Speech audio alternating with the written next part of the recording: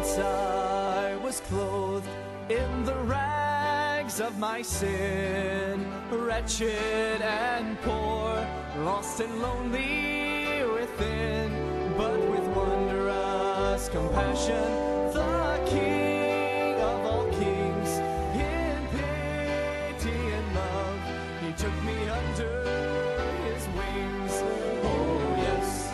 Oh yes, I'm a child of the King, and his royal blood now flows in my veins, and I, who was wretched and poor, now can sing, praise God, I'm a child of the King.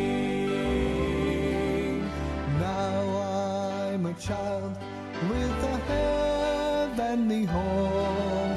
My Holy Father has made me his own, so I'm cleansed by his blood, and I'm clothed in his love, and someday I'll sing with the angels above. Oh yes, I'm a child of the King, and his royal blood now flows in my veins, and I, who was wretched and poor, now can sing, praise God, I'm a child of the King, and I, who was wretched and poor, now can sing, praise God, I'm a child of the King.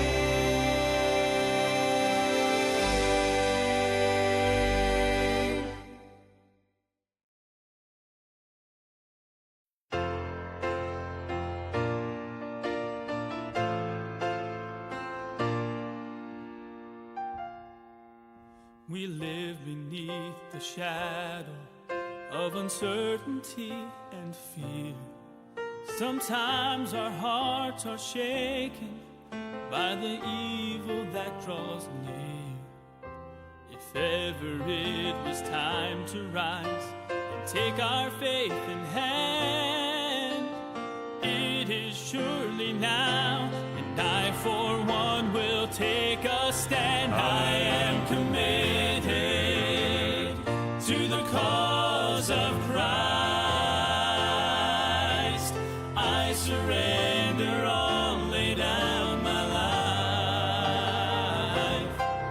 To the corners of the earth, the message will be heard. I'll be a living sacrifice. I am committed to the cause of Christ.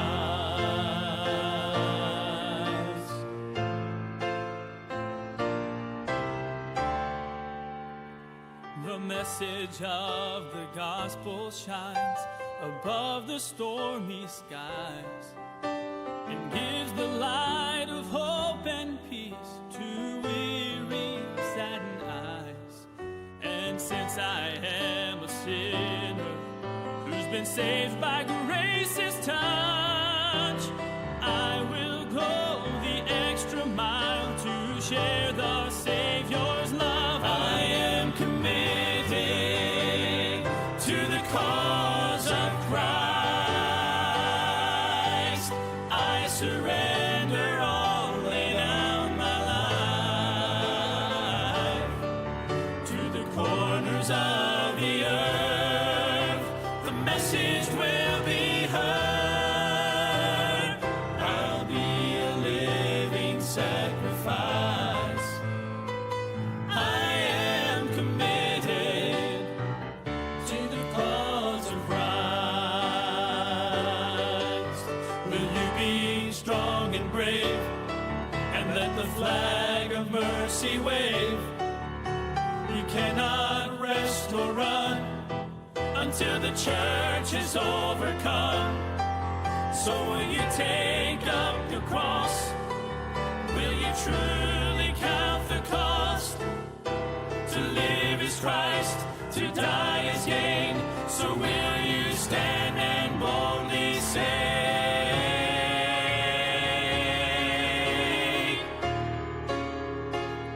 I am committed to the cause of Christ.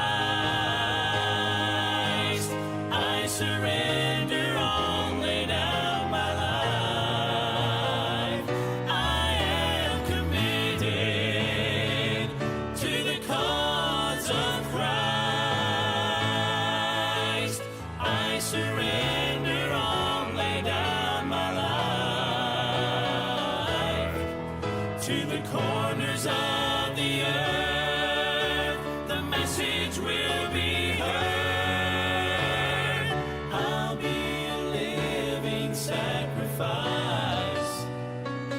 I am committed to the cause of Christ. I am committed to the cause of Christ.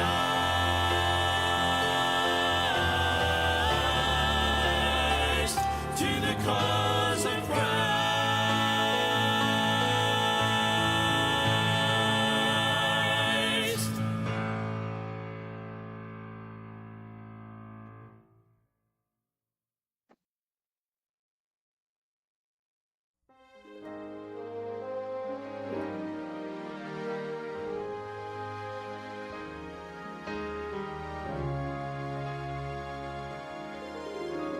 Their chains were fastened tight down at the jail that night. Still Paul and Silas would not be dismayed. They said it's time to lift our voice, sing praises to the Lord. Let's prove that we still trust Him, come what may. God wants to hear you sing when the waves are crashing round you, when the fiery darts surround you, when despair is all you see. God wants to hear your voice when the wisest man is spoken and says your circumstances as hopeless as can be.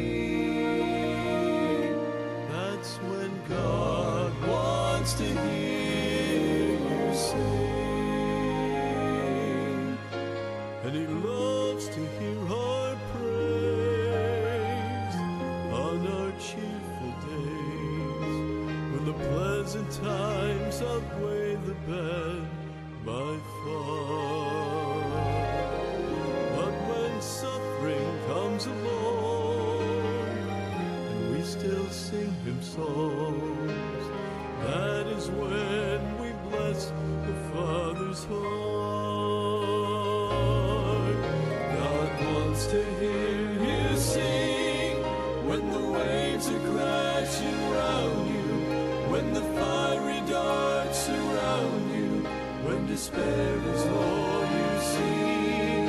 God wants to hear your voice when the wisest man is spoken and sets your circumstances. Mark, hindi naman narinig yung music. May music na ba? That's when God wants to hear you sing. God May music na, Mark. you sing when the waves are crashing round you, when the fiery darts surround you, when despair is all you see. God wants to hear your voice when the wisest man has spoken and says your circumstances as hopeless as can be. That's when God wants to hear you sing. God wants to hear you sing. God wants to hear you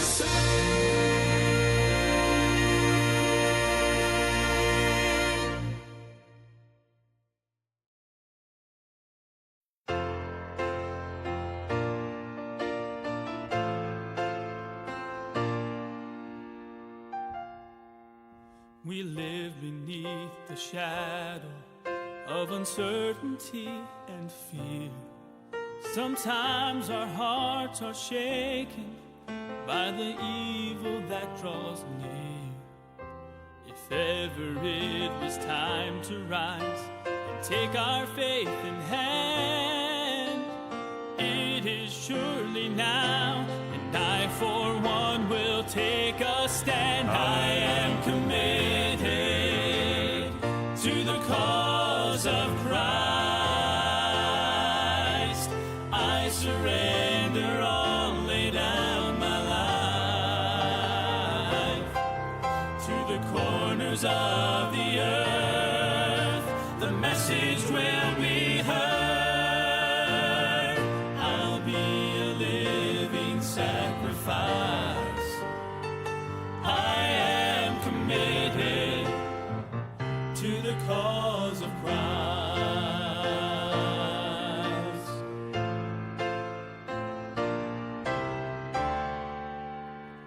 The message of the gospel shines above the stormy skies and gives the light of hope and peace to weary, saddened eyes. And since I am a sinner who's been saved by grace's touch, I will go the extra mile to share the Savior's love. I am committed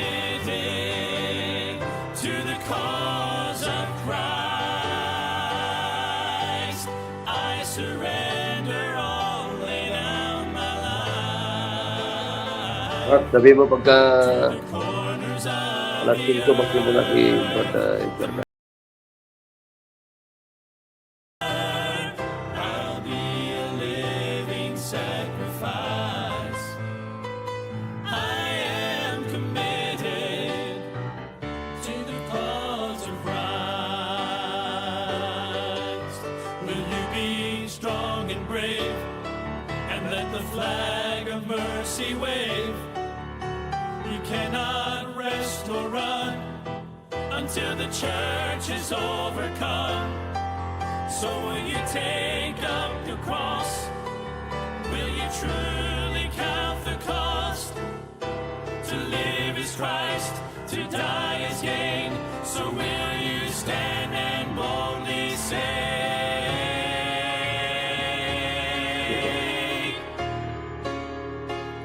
I am committed to the cause of Christ.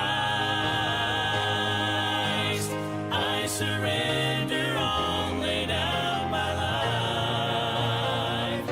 I am committed to the cause of Christ. I surrender all, lay down my life. To the corners of the earth, the message will be heard. I'll be a living sacrifice. I am committed to the cause of Christ. I am committed to the cause of Christ.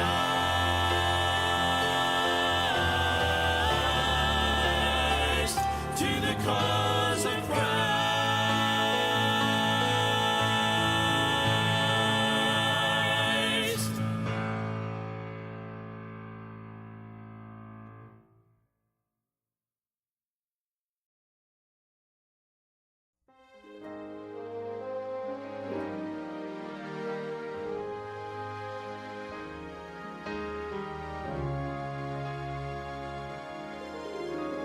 Their chains were fastened tight down at the jail that night. Still Paul and Silas would not be dismayed. They said it's time to lift our voice, sing praises to the Lord. Let's prove that we still trust Him, come what may. God wants to hear you sing when the waves are crashing round you, when the fiery darts surround you, when despair is all you see. God wants to hear your voice when the wisest man is spoken and says your circumstances as hopeless as can be. That's when God wants to hear you sing, and He loves to hear our praise on our cheerful days, when the pleasant times outweigh the bad by far. But when suffering comes along and we still sing Him songs, that is when we bless the Father's heart. God wants to hear you sing when the waves are crashing round you, when the fiery darts surround you, when despair is all you see. God wants to hear your voice when the wisest man is spoken and sets your circumstances as hopeless as can be. That's when God wants to hear you sing. God wants to hear you sing when the waves are crashing round you, when the fiery darts surround you, when despair is all you see. God wants to hear your voice when the wisest man has spoken and says your circumstances as hopeless as can be. That's when God wants to hear you sing. God wants to hear you sing. God wants to hear you sing.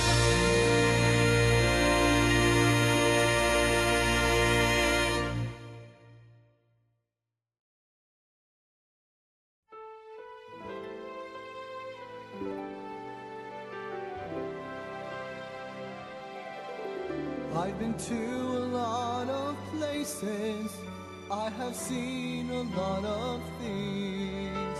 My eyes have viewed the beauty of so many wondrous scenes. From the flowers in the springtime, in a valley deep and wide, from the majesty of mountains by the ocean's swelling tide. But these things soon fade away, they seem to grow so small when I compare them.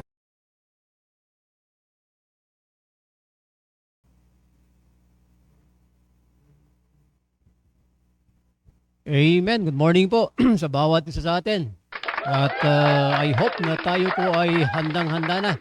Ay yung ating mahal na pastor ay kanina pa handa. Nasa village po yung ating mahal na pastor. Good morning, pastor. At Pare, kasama ko na sila, siyempre, si Brad Buddy, si Brother Rolly, si Brother Jerry. Yan, kasama amen. na. Good morning po sa Sister mga Myra, fathers dyan. yan. Good morning po. Yung mga ano natin. Oo.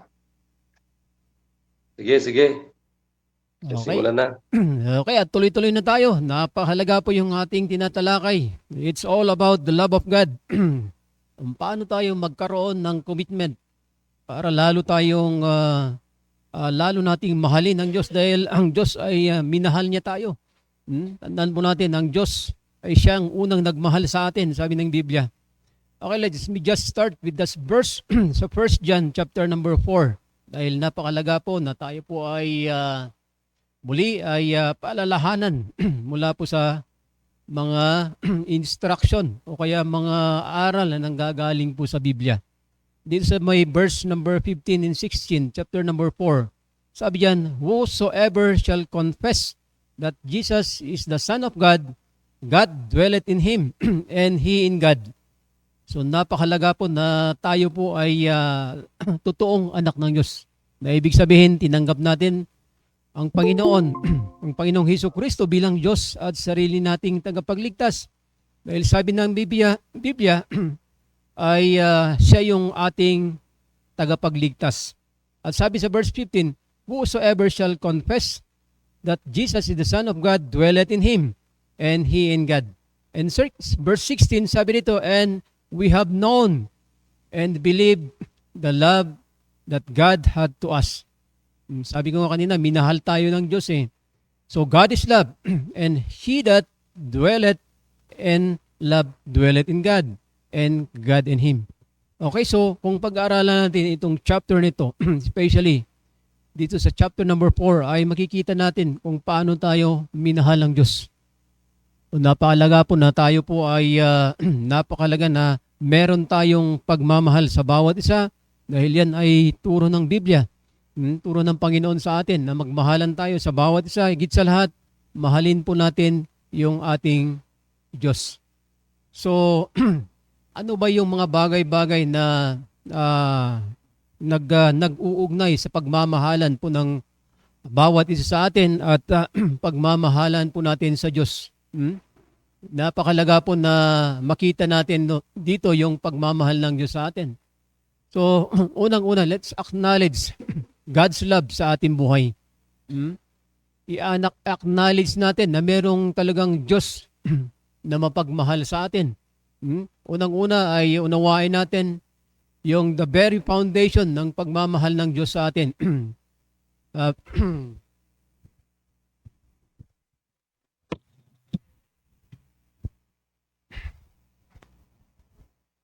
Okay, at napakalaga na makita natin, i-recognize natin na yung pagmamahal ng Diyos sa atin ay yan yung source ng lahat ng buhay po natin. Kaya nga sabi dito, Beloved, in verse number 7, Beloved, let us love one another. So yan ay katuruan ng Diyos sa atin. Mahalin natin ang bawat isa. Dahil pag walang pagmamahal sa atin, walang kwenta yung buhay po natin. Tandaan po natin. Dahil yan ang itinuturo ng Diyos sa atin. Let us love one another. For love is God. Sabi ng Biblia. So ano yung punot dulo ng buhay po natin? That is the love of God. Yan po yung punot dulo ng pagmamahalan po natin. Kaya napakahalaga na tayo po ay i-acknowledge po natin yung pagmamahal din ng Diyos sa atin.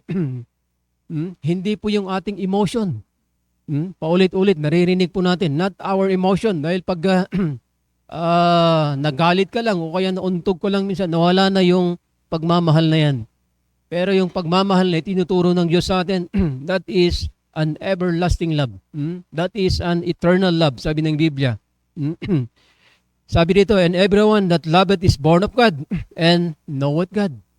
Kaya nga, bakit natin pinag-aaralan ang Diyos sa ating buhay? Bakit pinag-aaralan po natin yung pagmamahal ng Diyos sa ating buhay? Because God loves us. Kaya nga, huwag tayong magsawa. Let's continue. Sabi nga ng Biblia, let's continue to love God also. Kaya nga sabi dito, and he that loveth not knoweth not God, for God is love. So makita natin dito ay sa chapter na ito ay makikita natin yung source ng pagmamahal ng Diyos sa bawat isa sa atin. Kaya huwag tayong magsawa. Let's never give up seeking God.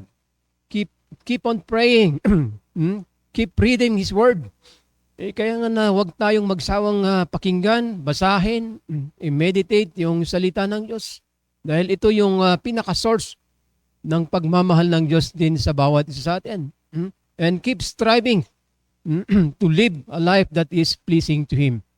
Maganda yung nagmumuhay tayo na napiplease natin ang Panginoon. Hindi yung kamunduhan. Dahil tingnan natin, kahapon lang, maraming nagsiselebrate yung tinatawag nating Valentine's Day. Wala namang tinuturo sa Biblia na Valentine's Day. Kaya makikita natin yung kamangmangan ng kamunduhan. Tuturuan tayo kung paano tayo mahalin ang mundo. Sinong source naman dyan? Wala nang ibang source lahat yan, kundi si Satan. Kaya makita niyo yung iba, nag-aantay sila ng magbibigay ng flowers sa kanila. Pero walang dumating. Ay, good morning, John Michael. Ay, gabi ata sa kanila eh. Talaga yung iba nag-aantay pa. Pero tayo mga anak ng Diyos, sabi ng Biblia, ay huwag nating i-practice yung practice ng kamunduhan. Dahil ililigaw tayo, lilinlangin lang tayo. Maganda mag-stick tayo sa pagmamahal ng Diyos. Because every day is the love of God. Yan po yung katotohanan dyan. Kaya huwag tayong maniwala na ang February 14 ay yun lang yung araw ng pagmamahalan. Maling-mali yan. Dahil tinuturuan tayo ng mundo o kamunduhan ng maling paniniwala. Kaya nga sabi ng Panginoon, ito yung totoong pagmamahal ng Diyos. It was, sabi nga nito in verse 9, it was manifested that love of God toward us because that God sent His only begotten Son into the world. Okay, so ito yung pinadala ng Diyos sa atin para tayo ay turuan that we might live through Him. Tayo mamuhay sa Panginoon, hindi tayo mamuhay sa kamunduhan.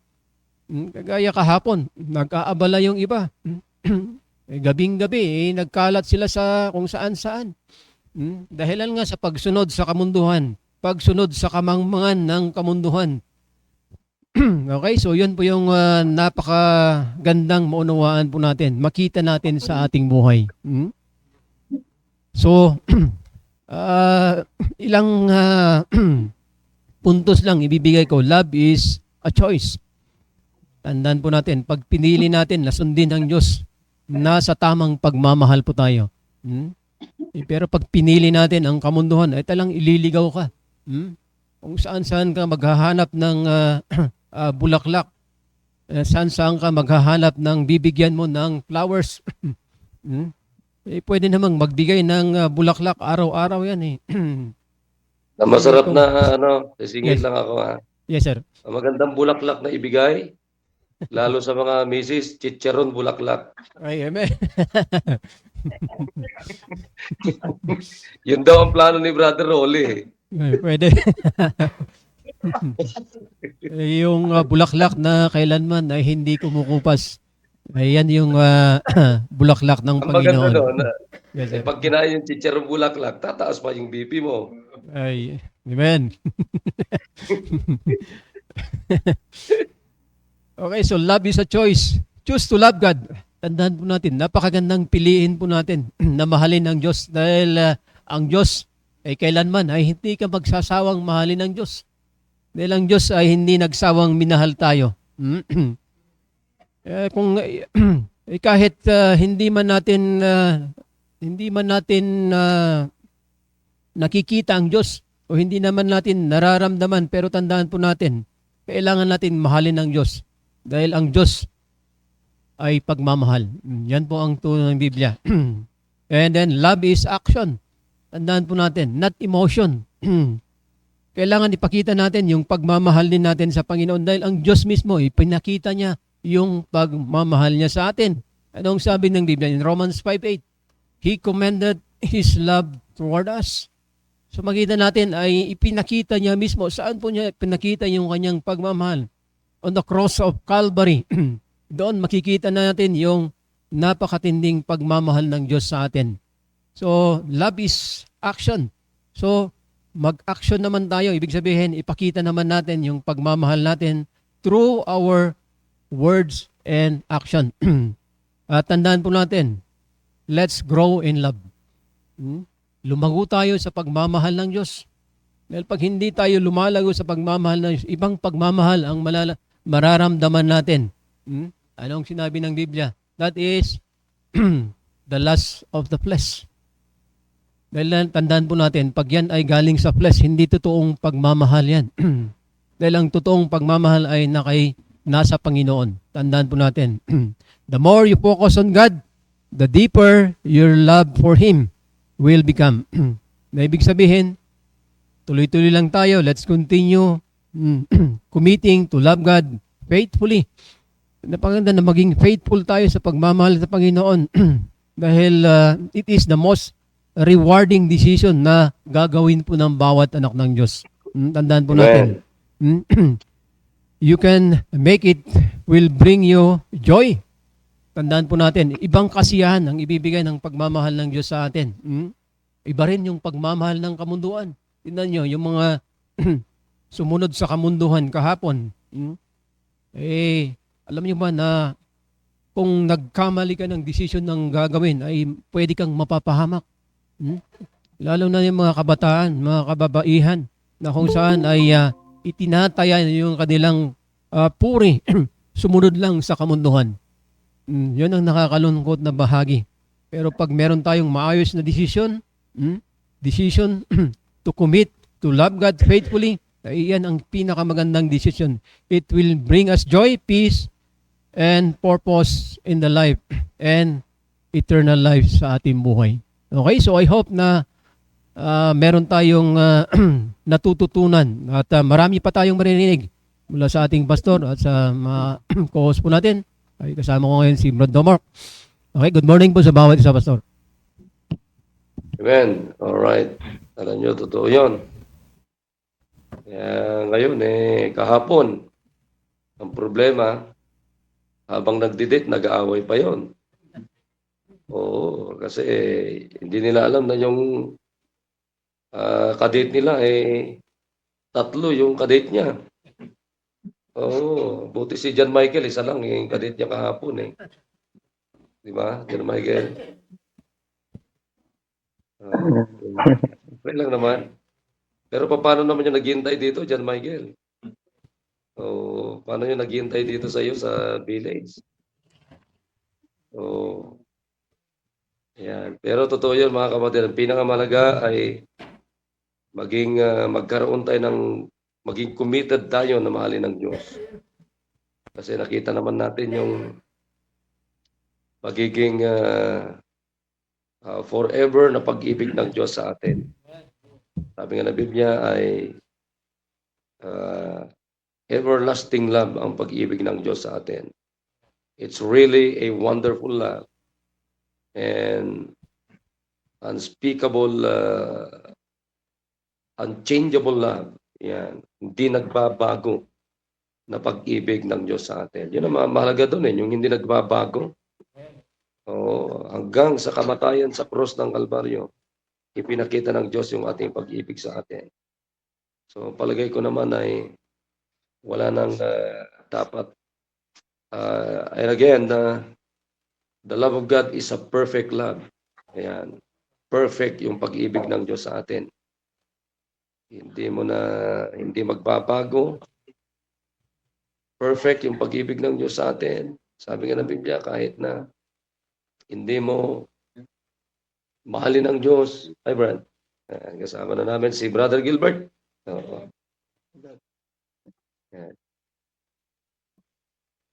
Yan. Okay. Sige, Dumar. Kala ko nandito ka Kala ko pinuntahan mo yung mga Ano sir? Yung mga instruction. Masarap yung tulog nila sir, din nagising. Dapat sinabihan mo ka kagabi. Sinabihan ko sir. Pero sarap na pasarap at nalasing ata sir. Yun lang. Baka may kadate sila kahapon. Problema yung kadate nila ay sinama sa higaan ngayong gabi. Ayan. Sige po, tuloy. Sige. Morning po sa ating lahat. At yan po sa village ay napakarami po nila. Ayan. At yan din po sa Facebook Live. Gusto ko lang po ibahagi at kung nakikinig po tayo last Sunday ay napakaganda po yung mensahe nating narinig. Learn to trust God. At napakaganda po na kaya yun ang kagandahan pag nagtitake note ka. Ay pwede mo i-share at ma-connect sa mga devotion natin na napakaganda. At sabi nga dito ay learn to trust God. because God can do anything in our lives, no? Kaya yung pinag-usapan natin dito is all about maging committed tayo sa commit to love God. Yun yung pinag-usapan po natin, no? Paano tayo mangako? Mangangako tayo na mahalin natin ang Panginoon ng buong puso, buong isip, buong kalakasan. Ayan, so matuto tayo mag-commit kasi minsan sa bibig lang natin lumalabas yung commitment, pero sa paggawa, sa pag-apply ay hindi na nakikita. Kaya maraming ganon. Kaya tutuhanin natin. Kaya sabi nga nung last Sunday, put trust God and God put you in a safe place. So, saan tayo dadalhin? Kung sa Diyos talaga tayo, dadalhin niya tayo sa pinaka-safe. Hindi tayo dadalhin ng Diyos sa kapahamakan. Kaya kung nasa Panginoon tayo, maging committed lang tayo sa Panginoon, maging committed tayo sa pag-ibig ng Diyos, ay dadalhin tayo sa safe place, no? Pinaka-safe na lugar. Hindi tayo dadalhin sa magulong lugar. Kaya napakaganda po. Kaya yung mensahe ko po ngayon ay isang punto po ay commit heartily as to the Lord and not unto men. Kaya basahin ko lang po yung verse dito in Colossians chapter 3 in verse 23. At sabi ng Bible, and whatsoever you do, do it heartily as to the Lord and not unto men. Kaya kung isipin natin, kanino ba tayo magkukumit? No? Kanino ba tayo magkukumit? No? Sa mundo o sa Diyos? Kaya pag tayo ay nangako, mangako na tayo doon sa pinakamataas. No? Pinakamataas, walang iba kundi ang ating Panginoon. Kaya kung tayo po ay magkukumit, ay dapat ay nasa puso natin. Buong puso mong pag nangako ka, buong puso 'yan. No? Ibig sabihin galing sa kaloob-looban mo, mula sa puso mo nung kapanahonan pa na nanliligaw tayo grabe. 'Di ba? Buhos na buhos yung pagmamahal. 'Di ba? Kahit bundok aakyatin. 'Di ba? Ilang bundok aakyatin, maabot lang ikaw. Kumbira. Yeah. Grabing Habulin ng biyanan, tuloy pa rin So, ayun. So, 'di ba? 'Yun ang pag-ibig. 'Di ba? Kung nagmamahal ka, talagang walang makaharang Walang makahadlang. Yeah. 'Di ba? Kung nagmamahal ka, pambira, kahit sino pa 'yan, haharapin mo. Walang takot. Pambira. kahit sandali din, Mark, totoo yun. Tinan mo ang Panginoong Kristo. Inibig tayo, pero hanggang sa cross ng Kalbaryo ay ipinakita niya, ipinahayag niya yung pagmamahal niya sa atin. Amen. Hanggang sa suffering, hanggang sa kamatay sa cross ng Kalbaryo, ganun ipinahayag niyo ng Diyos yung pagmamahal niya sa atin. Amen. So, yun dapat ang pinaka foundation natin kung bakit kinakailangan tayo mag-commit na mahalin ang Diyos. Amen. O maging committed na mahalin ang Diyos. O totoo yun. Pagka minamahal mo at committed kang mahalin, walang makakaharang sa'yo. Amen. Makalimutan mo na lahat. Huwag mo lang kalimutan kalimutan na mahalin ng Diyos. Kahit makalimutan mo pangalan ng biyanan mo, basta mahal mo ang minamahal mo. Tama ba yan? Ayun lang. Ayan. Sige naman, sige. Sige. So, yun po. Napakaganda po na yung pag pinag-usapan yung pagmamahal ay talagang walang dami nating pwedeng i-share diyan. Dami nating experience sa buhay patungkol sa pag-ibig. Kaya tama yun, sabi dito ay sabi ko nga ay commit heartily as to the Lord and not unto men. Mas maganda kung tayo ay nag-commit ay heartily as to the Lord. no? Ng buong puso, Amen. no? Buong puso talaga sa kalooban natin. Tama yung kanina, ang Diyos nga talagang yung pag-ibig niya sa atin ay talagang hindi maabot, no? Hindi maabot ng sino man. Kaya salamat sa Panginoon. Kaya yung opposite naman dito ay sabi ko nga ay whatsoever you do it heartily as to Lord and not unto men. Yan. So kung tayo ay mag-commit ay hindi dapat tayo nakafocus sa hindi tayo sa tao magko-commit. No, kasi pag ang tao nangako ay napapako ang tao Nagsisinungaling ang tao. Wala siyang 100% na secure or assurance na maibigay sa iyo lahat. 'Di ba? Pag ang tao nangako, hindi mo asahan na maibigay niya lahat, no? Pero pag sa Diyos ka nag-commit ay 100%. Sabi ko nga kanina, safe ka sa Panginoon, no? Safe ka sa kanya. Hindi kanya iiwanan. Pero pag ang ginawa mo naman, gumawa ka naman ng mali, ay anong meron sa'yo? Di, maling direction, maling pamumuhay din. Kaya sabi nga dito sa verse 25, but he that doeth wrong shall receive for the wrong. So anong matatanggap mo pag yung commitment mo sa Panginoon ay hindi maayos? Di ang balik din sa'yo, hindi maayos. 'Di ba? Bakit? Kung sa tao ka lang nakafocus, sa tao ka lang nag-commit, hindi sa Diyos, ay walang kwenta yan. Katulad yan kung meron tayong matatanggap na blessing, sino dapat ang unahin natin? Yung sarili natin o yung sa Panginoon? Di ba?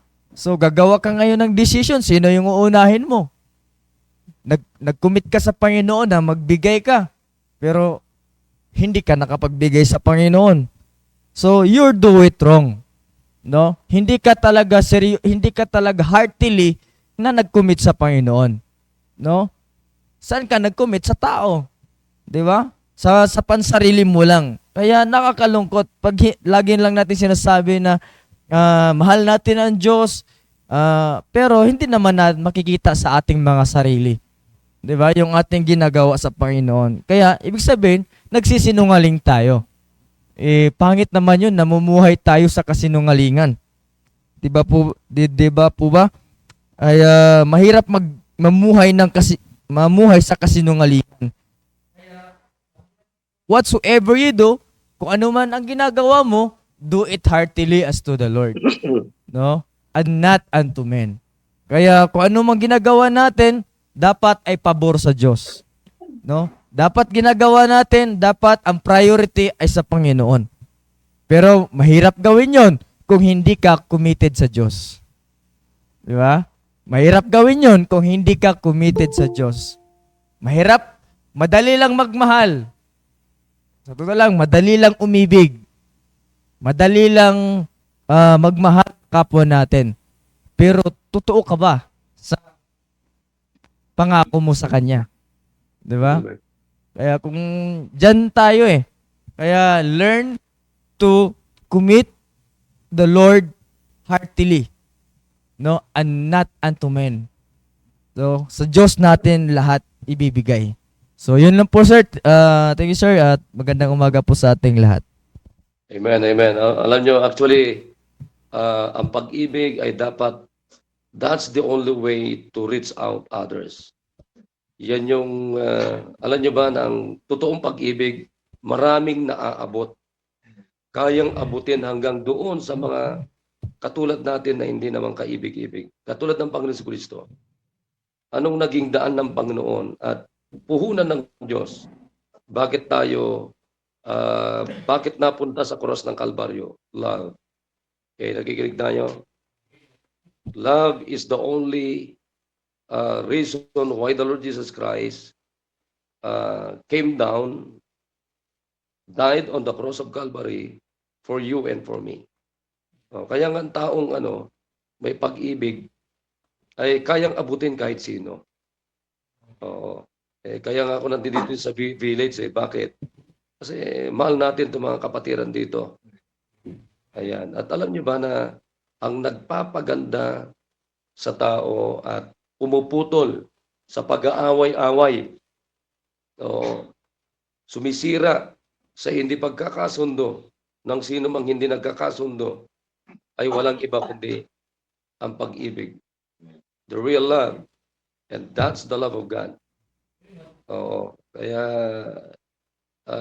tinan mo si Geraldine, magandang ano mga ngayon dyan. Gabi dyan, ano? Opo, hapon na po. Ay, hapon. Oo. Nandito kami, oh. Kasama ko si Tito. Si Brad Hello. Gilbert. Ayan, oh. Ayan. Ayan, kasama niyo. Ayan. Ayan. Okay. Tinan mo si Geraldine, bakit hindi lalong gumaganda? Kasi ano siya, umiibig siya eh. Ayan. Number one na iniibig ni Geraldine ay ang Panginoon. Di ba, Geraldine? Opo. Amen. Kaya ingat ka. Baka may umiibig sa'yo dyan, naliligaw sa'yo dyan. Ingat ka kasi marami mga peking pag-ibig eh. Yan. Okay. Sige, kasama na rin natin si Sister Emilia. Tsaka si ano? Nasaan ka, Kelvin? Nandito sir sa Kias Purok 3. Kina... Kinala yung papa ni Perseus, yung bata. Papa ni Perseus. Precious. Perseus sir. Precious talaga. Pakita mo, dapat nakikita kayo sa camera para ano. Lang po siya sir. Ha? Nag-CR lang. Pumunta lang po sa CR. Pakita mo. Para Okay. makita sa camera. Okay, sige. Maganda itong pag-uusapan natin. Narinig natin, it's all about the love of God. At ngayon, pupunta naman tayo dun sa halimbawa, hindi ka committed na mahalin ng Diyos. It means you are uncommitted to love God. What will happen if you are uncommitted? It means you are not committed to love God. Ano naman ang maaring mangyari sa iyo pag wala kang commitment na mahalin ng Diyos? Di ba? Kasi maraming ganyan eh. Pag sinabi kasi natin commitment, it's an agreement. It's a pledge.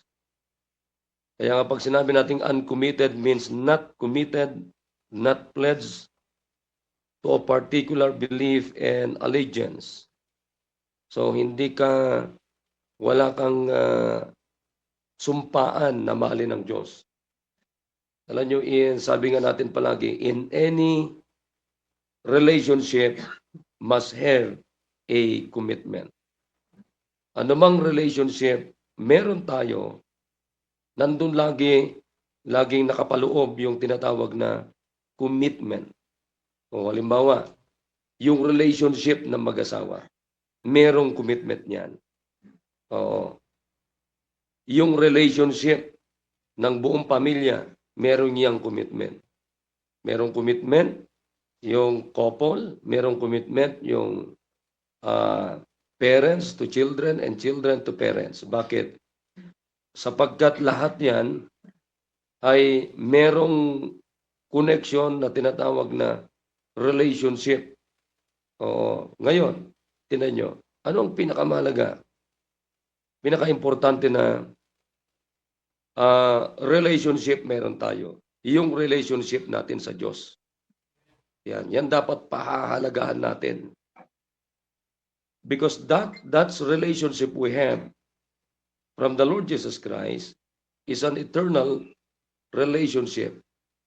So if that relationship is eternal, it must be, there must be a commitment. Di ba? Yamang eternal yan eh. Dapat may commitment yan. Isipin nyo na maigi kung saan patutungo at anong klaseng relationship pag walang commitment. Di ba?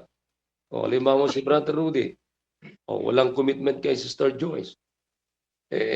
Pagka medyo konting ano lang ito, konting hindi pagkakaunawaan, ay pwedeng lumaya si Brother Rudy. Bakit? Kasi pwedeng palayasin to eh. Di ba? So, pag sinabing lumayas ka dito, wala naman tayong pinanghahawakan. So, that's the problem. Di ba? But because if you have relationship, kasi yun dapat ano yun eh.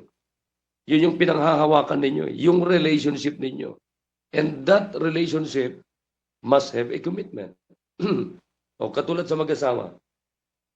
O anong klaseng commitment meron sa mag-asawa? Lifetime commitment.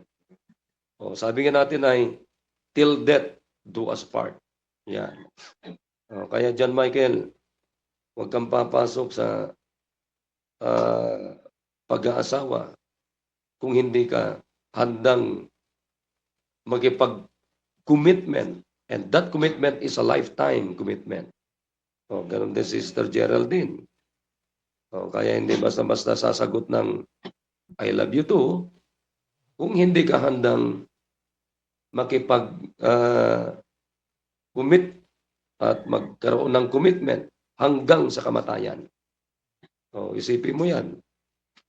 Kaya ngayon, what will really happen kung hindi tayo committed sa Panginoon na mahalin ng Diyos? And committed to love God. Now, punta natin ito. Noong nakaraan, pinag-usapan natin ito eh. Let's go to 2 Timothy chapter 4. Yan, verse number 10. Yan, alam niyo to eh. Actually, nabanggit ko ito noong nakaraan. Pero gusto ko lang talagang balikan para makita nyo ano ang mapicture ninyo yung tao na hindi committed na umiibig sa Panginoon. Again, pag sinabi natin committed or commitment, it's an agreement. Kasunduan. Yan. It's same as the word confinement. Yan. Iko-confine mo, naka-confine ka. Ibig sabihin, nakaano ka na, para kang nakakulong. Yan.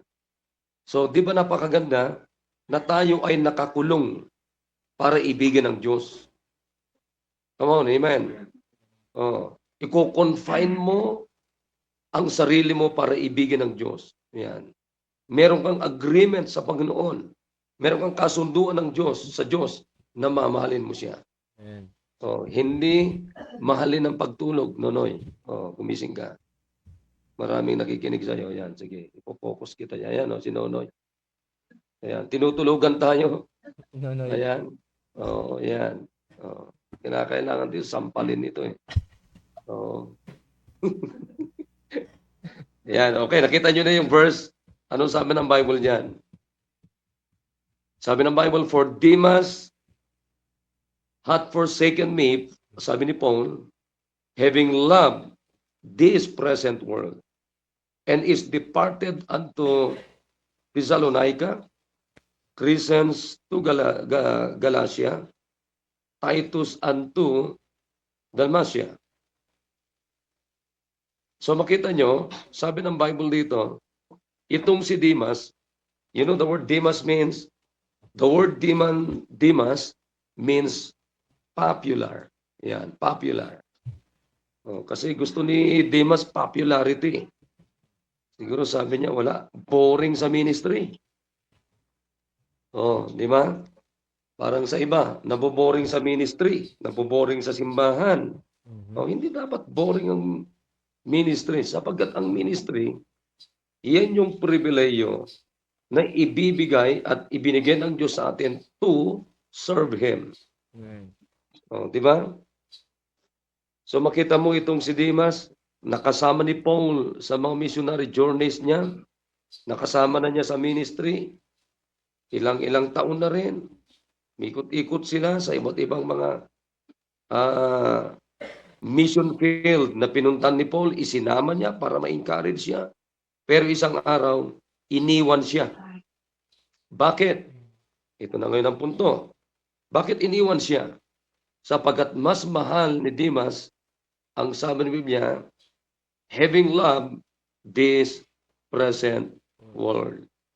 So, anong ginawa niya? Iniwan niya. Sabi ni Paul, had forsaken me. Demas had forsaken me. He forsook Demas and back again to love this present world. Ayun. Bakit? Alam nyo, madali mong iwanan ang ministry kung hindi ka committed. Madali mong iwanan yan. Siyempre, wala ka namang commitment na pinanghahawakan, wala ka namang agreement. Di ba? Eh di madali mong iwanan ang ministry. Oh, ganun lang kasimple yan eh. So, what will happen if we are uncommitted to love God? Number one, you will become unprofitable to the ministry. You will become unprofitable. Anong ibig sabihin ng unprofitable? Producing no gain or good result or no good result. Barren ka. Ibig sabihin ng barren, kumbaga sa babae, hindi nanganganak, empty, fruitless, unproductive, useless, vain, unsuccessful. Yan ang ibig sabihin ng unprofitable. Oo. Now, kung itutuloy natin yung verses, tinan nyo to eh. Balikan natin yung verse. Verse number 10, dito, iniwan na, umalis na si Demas. Iniwan na si Paul. Pero anong sabi niya? Ito yung sabi niya. Paul said, only Luke is with me. Si Luke na lang ang natira. Ayan. Kaya salamat sa Panginoon. Marami pang natira dito sa village. Amen, mga kapatid. Yan. Wag niyo ako tulugan. Parang nagpipray na kayo eh. Nagpipray ba kayo? Thank you kung nagpipray kayo. Pero parang tinutulugan nyo na yung iba eh. So, tinan nyo dito ha. Sabi ni Paul, only Luke is with me. Si Luke na lang natira. Sabi niya, take Mark. Kunin mo si Mark. Oo, kaya parang okay yung Mark, nasa si Mark Bore. Tinan mo nga, silipin mo nga dyan kung gising pa si Mark Bore. Pambira, may napakagandang dalaga dito na nakatingin tapos patulog-tulog ka. Oo. Nandito na yung pinakamagandang dalaga sa buong Amerika. Si Sister Geraldine. Ayan. Pambira. So sabi ni Paul, si Luke na lang natira. Sige, kunin mo si Mark. Pero hindi si Mark Bore ito ha. And bring him with thee. At kunin mo siya. Bakit? For he is profitable to me for the ministry. Sino yung mga profitable? Si Luke at saka si Mark. Pero hindi si Bore ito. Pero si Mark Bore, kapag-pikinabang din. Oo, kayo talaga. Ayan, oo. So sabi ng Bible dito, kunin mo na lang si Luke. Kunin ko si Luke. Nasa akin na si Luke, kunin mo si Mark. Ayan. Bakit? Kasi si Demas umalis na. Oo, di ba? Oh, nakikinig kayo mga kapatid. Baka maraming kamag-anak dito si Demas na umalis na rin. Oh, amen. Di ba? Oh, nakikinig ba kayo? Kaya huwag kayong aalis sa ministry. Amen. Oh, kayo mga may ministry dati, bumalik kayo sa ministry. Oh, huwag kayong makipag-kasundo kay Mark, kay Demas. Ayan, pambira, napapasama pa si Mark eh. Okay na nga eh. Ayun. At dito naman sa Philemon chapter 1, verses 10 to 11, kung babasahin natin dyan, punta natin to. At maganda to eh.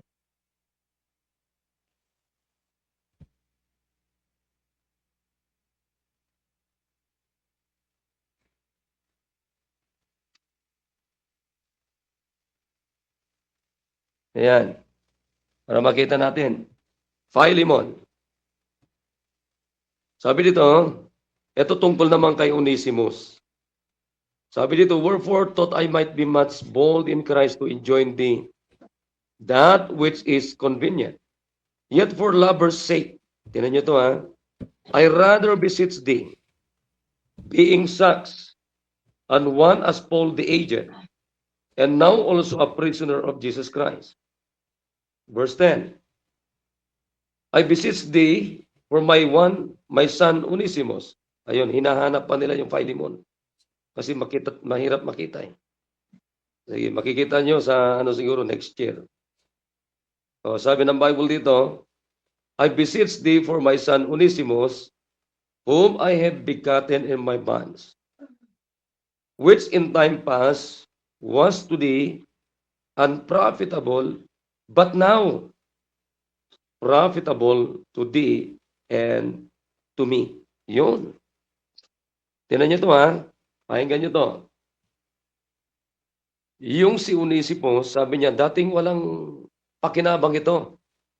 Pero ngayon, may pakinabang na. Di ba? Huwag niyong babaliktarin. Di baling wala tayong pakinabang noon, pero dapat ngayon may pakinabang tayo. Amen. Hindi yung wala kang pakinabang, may pakinabang ka noon, pero ngayon wala kang hindi ka nakapakipakinabang sa ministry. Hindi dapat ganon. Yeah. Amen. Amen. Kapangit yun, mga kapatid, walang pakinabang. Walang, hindi mahalaga, walang tubo, di ba? Walang gain. Hindi man lang nagpo-produce. Alam nyo, merong sinabi ang Panginoon dito sa Matthew 25 verse 30. Sabi dito, yung walang pakinabang na servant, ano sabi niya? And cast ye the unprofitable servant into outer darkness, there shall be weeping and gnashing of teeth. Yun. Ang walang pakinabang na tao sa Diyos ay ang sabi ng Biblia, itatapon sa dagat-dagatang apoy. Sino yung mga walang pakinabang? Yan yung walang commitment sa Diyos na mahalin. Kaya ulitin ko, alam nyo kanina, nagpipray ako. Alas 4, gising na ako. Pinagpipray ko kayo lahat dito, mga taga-village, na bumalik kayo sa ministry. Nakikinig kayo, mga kapatid. Mula magulang hanggang sa mga anak ninyo. Okay ka lang, Josiah. Para ka lasing, mas matindi ka pa sa lasing, Nakuha niyo, mga kapatid? Anong klaseng tao, Kristiyano, yung hindi committed na mali ng Diyos, unprofitable. Walang hindi nagpo-produce, walang gain. Useless, unproductive, unsuccessful. Yan ang mangyayari sa atin. Kaya paki-check nyo ulit, makinig kayo. Pakisuri nyo ulit, suriin nyo ulit kung committed talaga kayo na mahalin ng Diyos. Sige nga. Suriin nyo sarili nyo. Huwag yung iba. Sarili natin ang suriin natin. Meron ba akong commitment na mahalin ng Diyos? Committed ba ako na mahalin ng Diyos or uncommitted ka? Kasi, alam nyo, pag wala kang commitment, sa isang relasyon, madali mong iwanan Di ba? Wala ka mang pinanghahawakan. Kaya pag nag-away kayo, sigurado, iwanan mo lang. Pero pag may commitment kayo, meron kayong agreement, kahit mag-away kayo, kahit ano mangyari sa inyo, hindi kayo maghihiwalay. Alam niyo kung bakit? May agreement. Tama? Nakikinig ba tayo? Katulad nyo, kayo mga mag-asawa dito, sinong hindi nakaranas, hindi nag-away? Nakaranas ba kayo, Brother Rudy? Di ba? Kahapon lang yata Kahapon, o yung iba, minsan araw-araw. Pero pag may agreement kayo, eto, kahapon nung isang araw, ay Tuesday yata. May hinahanap ako doon sa may mga record natin. Nakita ko yung marriage contract namin ni Sheila. Sabi ko, bakit meron kami pala nito? Nakita ko yung marriage contract namin. Wala talaga. So, ganun yung agreement yon. And that agreement is a lifetime agreement. Kahit awayan ako ni Sheila, ay wala, hindi po pwedeng ano to. Walang hiwalayan na to. Meron ka ba, Brother Arto? Ha? Abay, check mo mamaya kasi baka tinapon na ni Sister Rose yun. Oo, baka kasi hindi mo nabibigyan ng 1,000 pesos a day. Dapat meron siyang 1,000 pesos a day na allowance. Mamaya, mag-ingat ka dyan. Pag nagalit yan, tanda mo, pangalan niya, Rose, matinik yan. Pag lumabas yung mga tinik, tapos ka. Ayan. Pangalawa, anong mangyayari sa atin pag hindi tayo committed na mahalin ng Diyos? Pangalawa, maging unprofitable tayo. Walang gain, walang pakinabang. Pangalawa, you will leave behind the ministry and love the present world. Tingnan nyo, malinaw naman dyan. Kasi itong si Demas, baka sumama-sama lang kay Paul. Di ba? Ano nga, parang maganda yung ginagawa ni Paul na pumupunta ng ibang bansa, pumupunta ng ibang lugar. Kasi baka itong si Demas ang tawag dito, adventurous siya, di ba? Mahilig lang mamasyal. Punta nga kaya kanina ginising ko 'tong mga 'to eh. Sama kayo sa village. Siguro ang bilis nilang bumangon. Pero pag doon lang, bangon na kayo. Devotion na. Si Belte, wala 'yan. Mira. Pero kanina sama tayo sa village. Ayan. Bakit? Siguro mayroon silang pinupuntahan dito. Si Nonoy naman, wala. Mahal pa rin niyang pagtulog. Kaya andito, tulog-tulog pa rin siya. So, maaaring ganito si Demas, hindi talaga siya committed na minahal ang Diyos. Wala siyang commitment. Kaya, nung nagsawa na siya, pakinggan nyo, nung nagsawa na, anong ginawa ni Demas? Iniwan na niya si Paul. For Demas hath forsaken me, having loved this present world. Ayan, wala na. Kaya nga, bakit hindi siya napaibig sa ministry? Yun ang tanong doon.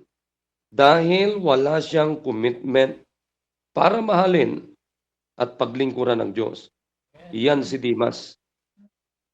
Kaya bumalik ulit siya sa kamunduhan.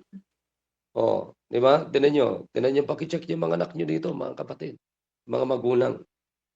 Baka nai-involve sila sa sanlibutan. Bakit? Mas madali silang mag-involve sa sanlibutan.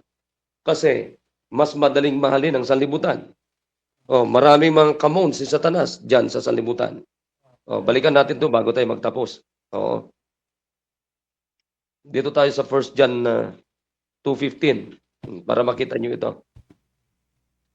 Bakit? Ito, love, tinan nyo yung negative na pagkasabi ng Diyos para sa kamunduhan. Ano sabi niya? Love not the world. Diba? Love not the world. Huwag mahalin ang mundo. Pero anong ginawa ni Demas? He loved the present world. Bakit? Anong meron sa mundo? Love not the world, neither the things that are in the world. If anyone love the world, the love of the Father is not in him. For all that is in the world, the lust of the flesh, and the lust of the eyes, and the pride of life, is not of the Father, but is of the world. So, yan lang naman na meron sa mundo eh. Ano naman nakaka-bighani sa mundo na namamahali mong mundo, samantalang ano sabi ng Biblia? Wala dyan yung pag-ibig ng Diyos. Nandyan yung mga malalaswa. Nandyan lahat ng kalaswahan. Nandyan lahat ng kayabangan. At ang sabi ng Biblia, and the world passeth away, and the lust thereof. Lilipas din naman yan. Mamawala din naman lahat yan. Pero ano ang hindi mawawala? But he that doeth the will of God abideth forever. Yun. Diba? Kaya mga kapatid, yan ang maganda. Ang kagandahan, pag tayo ay nasa ministry, mahal natin ang Panginoon, kaya tayo nasa ministry. Yun ang humahawak sa atin. Nakikinig kayo? Maganda yung ano eh. Ang humahawak sa atin ay yung pag-ibig ni Kristo na nakita natin hanggang sa kamatayan niya sa krus ng Kalbaryo. Yun dapat ang rason natin why we must committed to love God. Amen? Oh. Doon tayo gagawa ng commitment. O, bakit ko kinakailangan mahalin ng Diyos? Kasi mahal ako ng Panginoon eh. Di ba? So kung mahal ako ng Panginoon, ay gagawa ako ng commitment. O parang nga sa mag-asawa yan. O, di ba? O bakit? Anong ano nyo? Anong puhunan nyo? O, di ba mo si Brother Rudy? Nung sinabi niya kay Sister Joyce, mahal mo ba ako? O, kasi mahal kita, mamahalin kita. Habang buhay. O, nung tinanong ni Brother Rudy na, mahal mo din ba ako? O, anong sagot ni Sister Joyce noon? Pinasagot mo ba o kusang sumagot? Oo. Kusang sumagot na lang. Kusang sumagot ka ba, Sister ano? O pinilit ka? Kalimutan na. Okay. Nakalimutan. Ikaw, Brother Arthur, niligawan mo ba si Sister Rose? Siyempre, yung ganda niya na yun, hahabol-habol ka, siyempre, di ba? O ikaw ang hinabol ng kita. Ay, hinabol ng kita. Niligawan mo ba siya? Nung sinabi mong, mahal kita, mahal mo din ba ako? Sumagot siya. Hindi, tinatanong ko to kasi mahalaga to eh. So, nung sinabi niya, mahal kita, mahal mo din ba ako? Nagmahalan na siya. Nagtapos ba doon? Hindi. Gumawa kayo ng agreement. Di ba? Okay, sige. Sige, ipahayag natin. Kaya ang kasalan, pagpapahayag yan. Number one, pagpapahayag sa Diyos, pagpapahayag sa publiko. Ayan, so nagpahayag na sila. Ayan. And then hindi lang sila nagpahayag. Gumawa sila ng kasulatan. That's agreement. Na makinig kayo kung paano ginawa ng Diyos sa atin. Anong sabi ng Panginoon? Wala pa tayo. Mahal tayo ng Panginoon. For God so loved the world. Paano ipinahayag ang Diyos yung kanyang pag-ibig? Even the death of the cross of Calvary. Di ba? So yun yung agreement ng Panginoon. Bigay ko yung bugtong na anak ko para pahayag ko lang na mahal ko kayo. Sana naunawan niyo to mga kapatid. Amen. Oh. Kaya alam niyo kung saan ginawa ng Diyos yung agreement to love us? Even the death of the cross of Calvary. O yun, ito na yun. O, ipinahayag ko na sa inyo. This is our agreement. O, this is our agreement. And this love, it must be an everlasting love. O, kita niyo yan? Kaya naunawan niyo ba na kahit na hindi mo mahal ang Panginoon, pero sabi ng Panginoon, mahal kita. And that love, makipanggan nyo na maigi mga kapatid. That love, yan yung pag-ibig ng Diyos na umabot sa atin. Inabot tayo because of that love. Amen. Oh. That's the perfect love for us. Yan yung tinatawag na unconditional love. Na kahit na hindi mo mahal ang Panginoon, hindi ka magpapahayag ng pag-ibig ng Diyos, hindi mo kayang baguhin yung pag-ibig ng Diyos. Amen. Hindi nagbabago. Oh, sana makita natin yun, mga kapatid. Naintindihan natin, mga nandito. So yun ang gawin nating puhunan. Ganun pala ako kamahal ng Panginoon. Simula ngayon, mamahalin kong Panginoon. Naunawan niyo ba? Yan ang totoong pag-ibig. Abutin yung taong hindi ka ibig-ibig. That's my preaching on Sunday. Hindi ko nasasabihin yung iba kasi hindi na kami makikinig sa linggo. Totoo yun. Ang pag-ibig na totoo mula sa Diyos, naaabot yung mga hindi naaabot ng iba. Ang tanong, kaibig-ibig ba tayo lahat? Hindi. pero inabot tayo ng Diyos. Bakit? Yun ang totoong pag-ibig. Ang totoong pag-ibig, hindi naaasar, sabi nga ng Bible. Hindi napipikon. Ikaw, Brother Arthur, napipikon ka ba kay Sister Rose? Napipikon ka ba? Madalas minsan. Ha? Paminsan-minsan madalas. Paminsan-minsan madalas daw eh.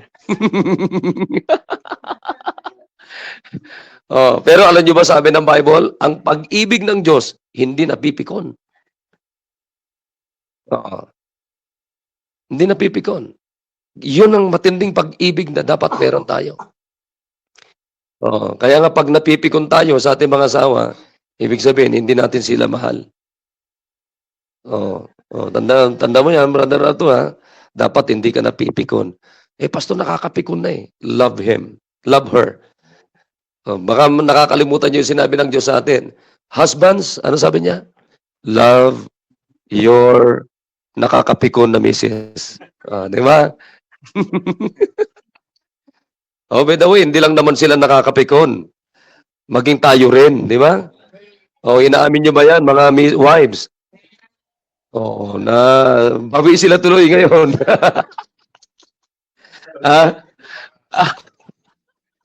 Lumakas daw yung amen.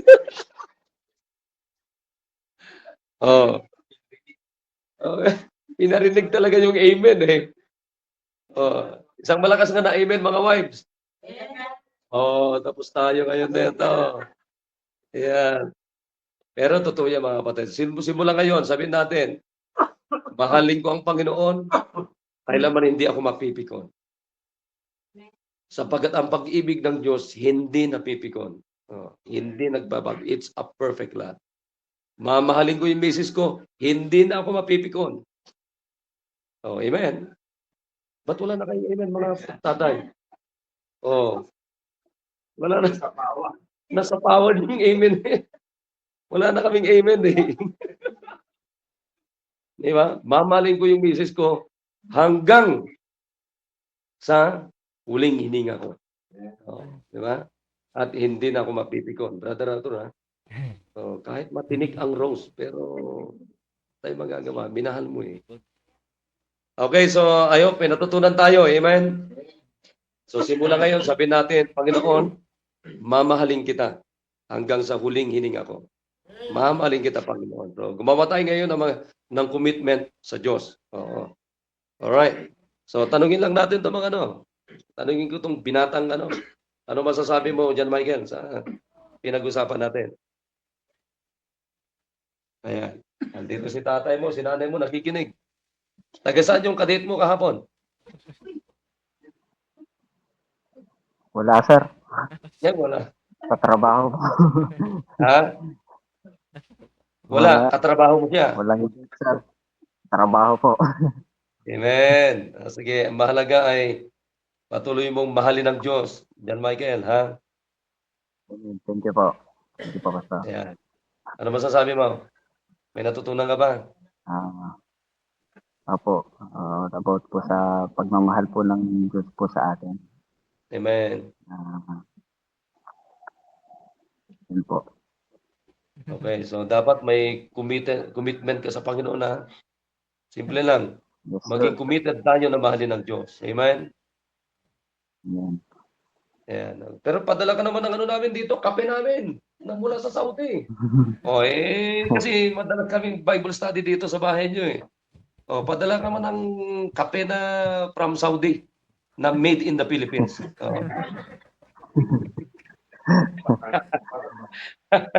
Palaga, galing lang gawa lang sa Laguna Nescafe, Hindi, masarap ang kape dyan, Di ba dyan, Michael? Masarap Apo. ang kape dyan. Ayan, okay. Kaya lang, kahit masarap, wala naman kami natitikman mula sa Saudi. Padala ka naman dito, Dali ni tatay mo, wala man lang padala, Bira. Baka may pinapadalahan ka dito sa village, ha? Ayan, how about Geraldine? Ano masasabi mo, Geraldine? Geraldine, beauty siya eh. Ano po para sa akin po, yung mga Valentine's po, hindi po sa mga tao, kundi kay God po. Yun po. Especially yung anak niya, yung pinadala niya anak niya para masave Yun. tayo lahat sa Yun. kamay. Yan, oo. Tayo, hindi lang February 14 ang araw ng mga puso natin, kundi ang araw-araw sa atin ay araw ng mga puso. Yan. Kaya araw-araw pwede tayong magipag-date. Oo. Ayan.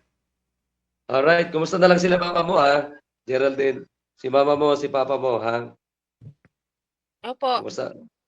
Kumusta sila? Kamusta mo ako? Opo. Okay. Nasaan yung kasama mo dyan? Thank you, Geraldine. Thank you. Saan yung kasama mo? Ano? Ay, ito. Sila mama po, sila mama, sila papa po. Ay, nandiyan sila. Ayan. Magandang hapon ano? Gabi na, no? Magandang gabi po sa inyo dyan. Oo, magandang gabi po. Okay, so thank you, Geraldine. Sino kasama mo dyan, Calvin? Nasaan? Ayan, amen. Good morning, Brad. Good morning sa iyo. Ayan. Sa linggo, ha? Sama mo yung couple Sunday natin sa linggo. Sa linggo. Ayan. Ha? Oo, sige. Amen. Sir Emilia. Baka may kadit ka kahapon, Sir Emilia. Wala po dito. Nakakulong Ha?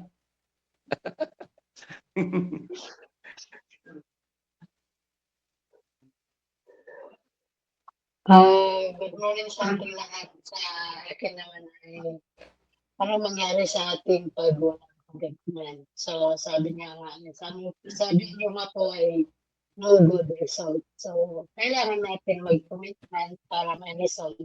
Ayun lang po, Pastor. Amen. Thank you. Oo, okay. Sige. Tama ay 6 o'clock na. Ayan. So, I believe mayroon tayong napakagandang pinag-usapan ngayong umaga. Hindi sayang yung oras natin. Sa mga kapatiran na nandyan sa Facebook Live, I thank you sa inyo. Bukas huwag niyong kakalimutan ang ating Couple Sunday, and then paki-move lang natin yung ating Couples Night kasi na-mislook ko yung schedule. Sa halip na Thursday, move lang natin ng Friday kasi merong revival kila Pastor Edwin ng Wednesday and Thursday. So gawin natin na lang Friday. Okay lang naman. Oo, kasi 21 yan, 21. Oo. So makakapagpaganda pa kayo mga wives, makakapagpaganda pa kayo. Oo. Ayan, okay. So then ngayon, Sabado, kanya-kanyang area, mag-soul winning, mag-visit at follow up. At mamayang gabi ay yung ating discipleship service. So, batin kayo lahat sapagkat mahalaga yan. Okay, sige. Salamat sa ating lahat. Muli ay magandang umaga. Mag-pray muna tayo bago tayo magwakas magtapos. Sige, manalangin tayo. Dakilang Diyos, maraming salamat sa ginawa niyo po sa amin ngayon pong umaga. Thank you sa inyong pag-ibig, dakilang pag-ibig sa amin, Panginoon. Thank you for your wonderful love. And we must determine to understand that wonderful love that you give to us, oh God, show to us, oh God. Salamat po. Hanggang sa krus ng Kalbaryo ay pinahayag niyo po gaano niyo kami kamahal, Panginoon. At yun po dapat ang maging puhunan namin para gumawa kami ng commitment na mahalin din po kayo, Panginoon. Salamat po sa mga anak niyo po dito. Pagpalain niyo po sila. Salamat po kay Brad Buddy na pinagamit po niya yung kanyang bahay. Esther Rose, Panginoon. At patuloy niyo pong gamitin itong lugar na ito at maging yung mga bahay pa ng inyong mga anak dito, Panginoon, sa village. Ingatan niyo po ang kanilang mga kabuhayan at kalusugan, Panginoon. Ilayin niyo po sa anumang karamdaman, sakit ang bawat isa. Thank you din po sa mga kasama namin dito sa Google Meet, sila Geraldine, sila Kelvin, Panginoon. Salamat sa pinuntahan niya na bahay. Ganun din po kay Sister Emilia, kay John Michael, Panginoon, at sa mga kapatiran pa na nakinig, Panginoon, sa Facebook Live. I-bless niyo po kami lahat, Panginoon. Salamat po at minamahal kayo namin. Pinupuri, Panginoon. Salamat po sa pagmamahal niyo sa amin. Sa pangalan ni Jesus. Amen. All right. So thank you. Yan. Yan, dito mga kapatiran. Yan. Bye. Thank you sa inyo. Thank you sa lahat. Geraldine, thank you so much. Thank you. God bless po. Thank you, Sir Emilia. Thank you. Have a good day sa atin lahat. God bless us all. And I love you all. Thank you so much.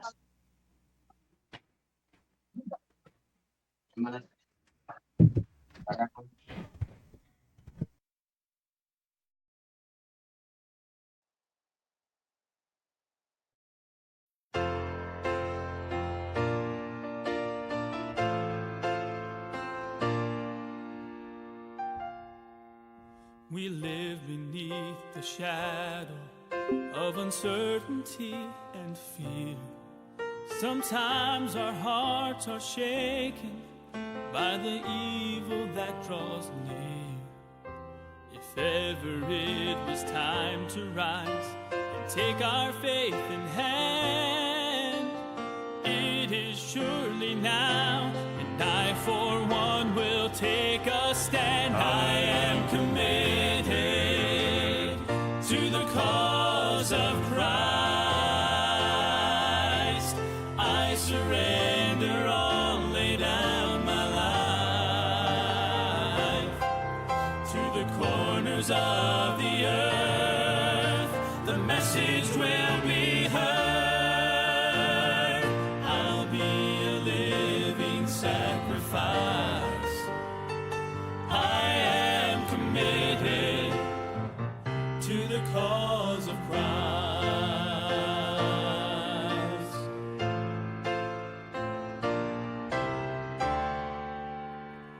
The message of the gospel shines above the stormy skies and gives the light of hope and peace to weary, saddened eyes.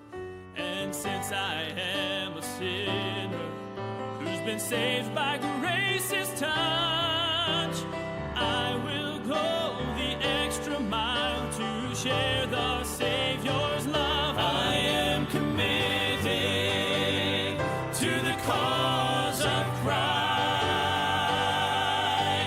I surrender all, lay down my life to the corners of the earth.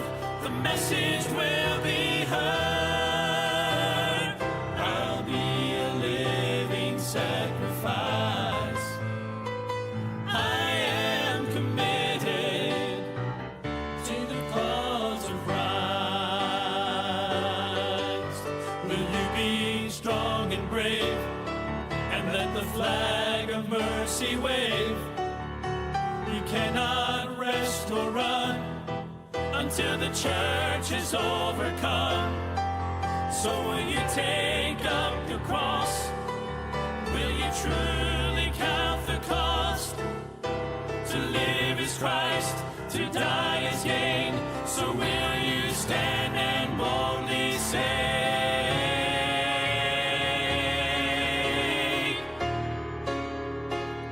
I am committed to the cause of Christ.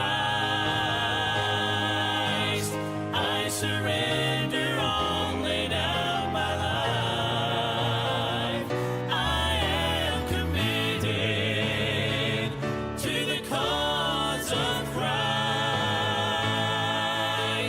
I surrender all, lay down my life to the corners of the earth.